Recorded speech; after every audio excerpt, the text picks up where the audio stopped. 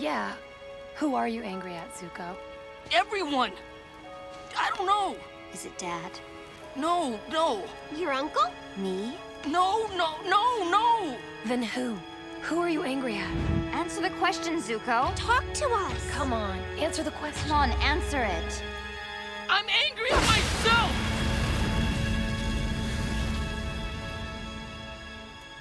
Well, kiddos and dittos, we are here. The final season of Avatar, Book 3, Fire. I started this side series about a month ago, and it's been an incredible trip down memory lane. Seeing every single character be introduced and expanded upon, seeing characters flourish and memorialized with beautiful tributes, this show has brought so many people joy. And in the thrilling conclusion to this saga of a masterclass banger animation, let's just freaking dive into this. Strap in, hold on tight, shave your head, and burn down your house. Let's do this! The entire final season takes everything we journey towards and explodes it into one climactic finale that is truly epic. Sound design, animation, writing, animals, Zuko's hair. All of it is pretty much perfected here to be this well thought out conclusion to such a great story. Every character arc is realized, every dynamic is developed, and holy moly, is it getting hot in here? Aang and Katara get some adorable romance going up in here at times, and it's just, way too cute for Nickelodeon. The emotions of the season found within characters become so complex and so complicated, and it's just way more mature than I will ever be. There's even a great touch of self-awareness found within one really hilarious episode that contains probably the funniest moment ever in the series, but we'll get to that. I hope you're ready for some hot puns in this dive into the Book of Fire. I'm about to cook up some fire content for those ear holes. I'm sorry, that was really stupid. Season 3 kicks off with Aang awakening from a long sleep after he got zip-zapped in the back at the end of Book 2. His hair has grown out, and it turns out all of his friends took over a Fire Nation ship to hide out. Side note, when I was little, I actually thought that being an airbender made him forever a bald dude, so when I saw him with hair, I was really surprised. I was a dumb kid. We cut to Zuko and see him reflect on the ending of last season. It's clear he has a secret guilt underneath his newfound glory with his family. This is shown many times throughout the season, allowing for him to think over his mistakes until he can get the right decisions in a full-fledged and gorgeous character arc. Aang feels guilty for having been in a coma and relates it to 100 years ago when he did it before and left the world unread. He feels like he's letting everyone down, even though everyone is like, nah fam, we got this, we got a plan. The plan is to invade some Fire Nation businesses during an eclipse, but yeah, that goes south real fast. Aang realizes the smartest move for the time being is to pretend he's dead. Zuko is doing the same so he can have some self-assurance because he knows that boy is still alive. They got that unspoken connection of love. Meanwhile, Zuko visits godlike Uncle Iroh in jail since he kinda betrayed his trust really badly last season. Iroh gives him that cold shoulder, and Zuko understands why, but of course he fights against it in his own reason of denial. That's the geniusness of not only the writing, but also the voice actor for Zuko. It feels like he has multiple emotions in very simple things, and it works wonders. You have no right to judge me, Uncle. I did what I had to do in Ba Sing Se, and you're a fool for not joining me. You're not going to say anything? The gang gets involved with the local Fire Nation school and liberates their mind with some sick-ass dancing. I always love the very small fun moments the show brings with such energetic joy. We then see Zuko be so paranoid that he calls in a dude with totally not a vagina on his head to hunt down and make sure that Aang is a dead boy. So down the line, when the big assassin guy hunts down the Avatar and attempts to game end them, we get nearly an entire episode dedicated to just Zuko and his friends. On the episode called The Beach, there's so much time dedicated to showing us what the other side lives like. How the main antagonists of the show live beside Zuko, and their personal histories and personalities. This entire episode is just so goddamn golly good, and it all culminates into Zuko needing a deep introspection inside himself because his angst is hot. Oh, and yeah, Aang and the gang escaped the dude and ran away. Then we get an entire episode about the relationship between Avatar Roku and the past Fire Lords, and how Zuko and Aang are like freaking distant cousins? What? Eventually, Katara comes across a master waterbender who can freaking bend blood, and it's creepy as hell, dude, and just makes me think of a scene from ReZero where one character played Twister. Aang starts to have nightmares about the upcoming battles, and we get some haunting imagery and shots.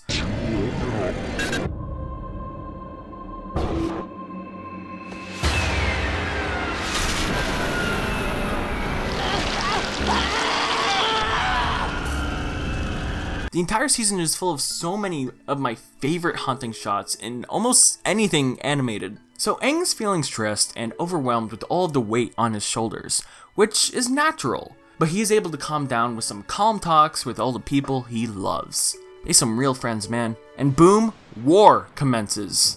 Aang and the gang and a bunch of people they met along the way invade a Fire Nation island and try to claim it. Unfortunately, it all goes south real fast since the Fire Nation knew about it all along, and all that pretty much ends up happening is Katara and Sokka's dad getting arrested, and we find out somewhere down the line so did Sokka's girl Suki. Meanwhile, Zuko's self-reflection comes to a head where he decides to leave his newfound glory and stand up against his dad and go join the Avatar in the great fight of all fights. So Aang and the gang find an all-airbending place to hide out in until they're ready to make a move on the Fire Nation again. Zuko finds them and begs them to join their gang in the most nonchalant way possible.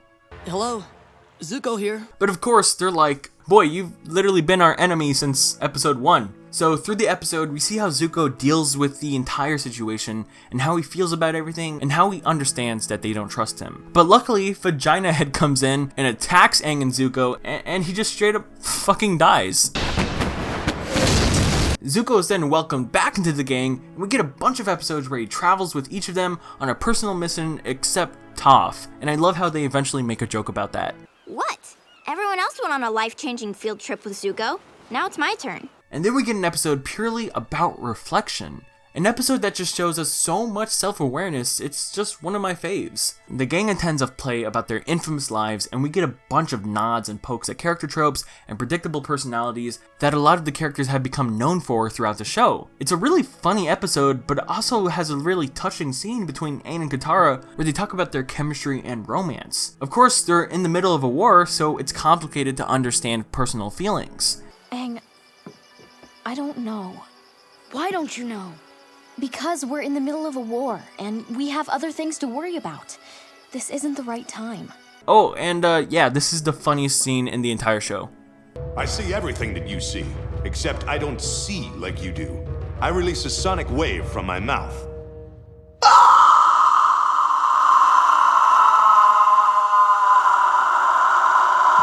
There. I got a pretty good look at you. But Zuko pushes him to realize that when the time comes, he's going to have to frickin' murk the Fire Lord. This of course goes against Aang's ideals because, you know, he's a vegan, so he runs away pissed off and comes to an island where he speaks to the past avatars to decide what to do. He takes in wisdom about coming to the point of actually ending someone's life, and literally all of them just tell him to do it. But luckily, it turns out that Aang is on a massive sea lion turtle who is older than any style of elemental bending, and he teaches him the way of spirit bending. That'll be super useful later. So shit starts to go underway. The Fire Lord plans to actually just set the world on fire and see what happens. Meanwhile, we finally meet up with Iroh, and Zuko reconnects with him in a scene that will never not make me cry. Uncle, I know you must have mixed feelings about seeing me. But I want you to know, I am so sorry, Uncle. I am so sorry and ashamed of what I did.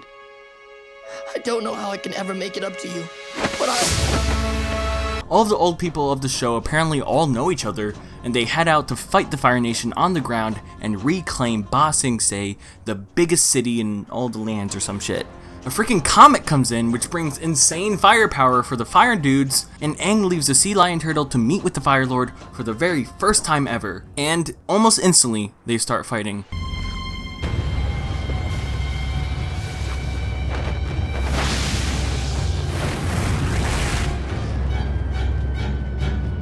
Which is just so freaking badass.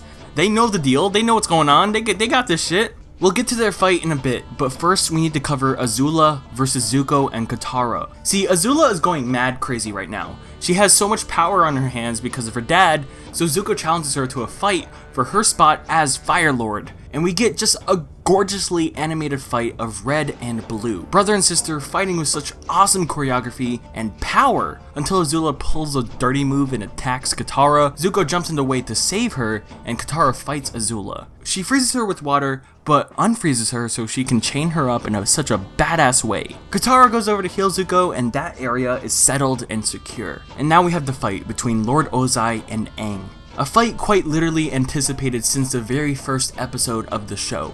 And honestly, the fight is very short, but greatly lives up to the hype in my eye. It is so unforgivingly sweet, showing a pure contrast of two personalities and simple fighting styles. How Ozai overpowers Aang greatly because Aang is afraid to end a life until he's pushed over the edge and terrifies the shit out of Ozai. He takes every element and wraps it in a ball around him to show him true power until he calms down and tells him he will not kill him. Instead, Ozai attacks Aang and Aang grabs him and they scream lights from their eyes and mouth holes. In an example of pure excellence in sound design, pure excellence of animation, pure excellence of the freaking uses of the color of red and blue, we get a silent final fight between the two, where their spirits battle to overcome each other.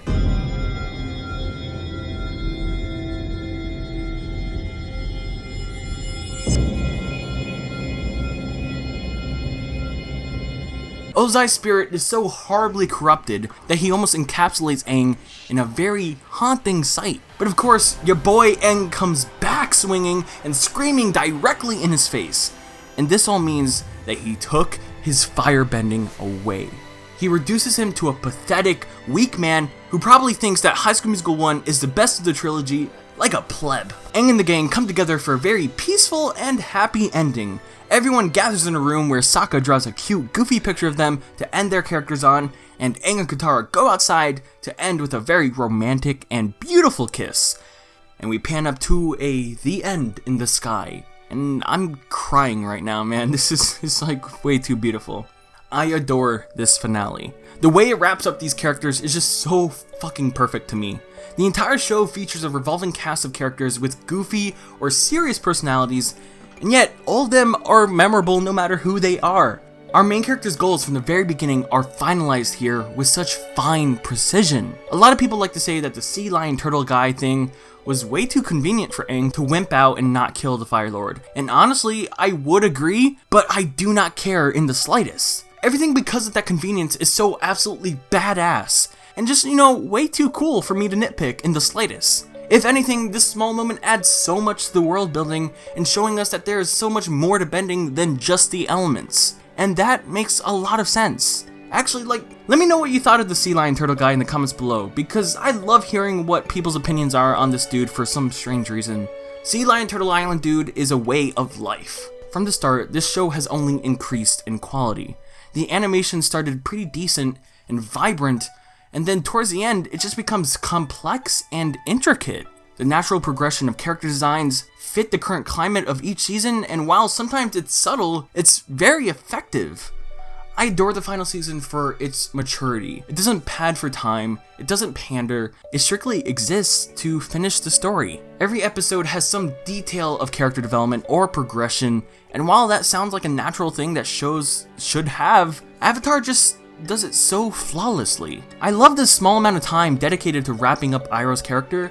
His very existence throughout the show is what drove Zuko to be a better person. And having this character who is known for just being a lazy guy just to liberate a city with this small yet badass moment is just so cool. I also love how Aang himself has grown. I haven't really talked about that enough, so let's go right now. Aang starts out as a powerful kid, he plays around too much, yet he knows how to fight when he has to. But with all the increasing stress and responsibilities, he pushes himself to become a very mature person in just a span of a year. While he's been gifted with this great power of the Avatar, he also becomes very overwhelmed by the very title. He has his own morals, goals, and personal life, and he never lets go of any of that. No matter where the story takes him, he remembers who he is. A bald-ass dweeb. I'm just playing. Maturity and handling responsibility is a great lesson that every single kid should grow up learning about. It's just overall a greatly written story. All of the voice actors bring their damn A-game to give us as much emotion as possible. You are right. I do have the power. I have all the power in the world! And yet, even if no one is speaking, a story is still being told through the fights. And that's where you honestly win me over. Anytime a movie or show or anything has a well choreographed fight sequence that contains a self-contained story, I go absolutely mad. I just adore everything about Avatar: The Last Airbender and how it built itself in a great final season and knew exactly where its story was heading. And when they reached it, they pulled it off, man. We won't really get a concisely planned show like this ever again.